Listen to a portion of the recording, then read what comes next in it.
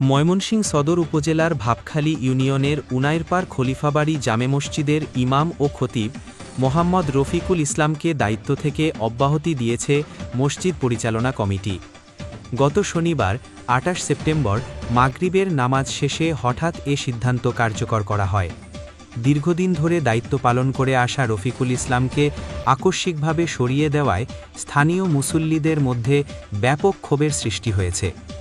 স্থানীয় সূত্রে জানা গেছে, সাম্প্রতিক এক জুমার খুতবায় ইমাম রফিকুল ইসলাম সমাজে ক্রমবর্ধমান অনলাইন জুয়া, ঘুষ ও সুদের ভয়াবহতা নিয়ে আলোচনা করেন।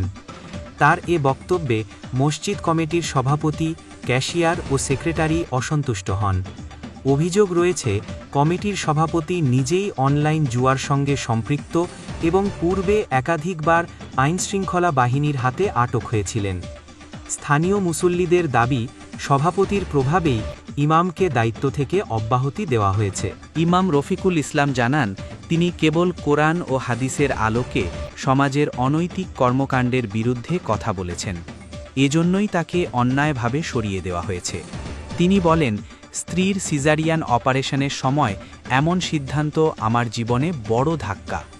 জানা গেছে, দায়িত্ব হারানোর একদিন পর ২৯ সেপ্টেম্বর তার স্ত্রী সন্তানের জন্ম দেন এবং বর্তমানে মা ও নবজাতক চিকিৎসাধীন আছেন।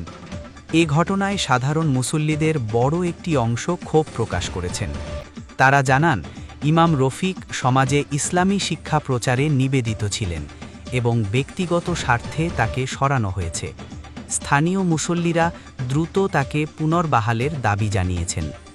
ঘটনাটি এলাকায় উত্তেজনা সৃষ্টি করেছে এবং ন্যায় বিচারের আহ্বান জানানো হয়েছে।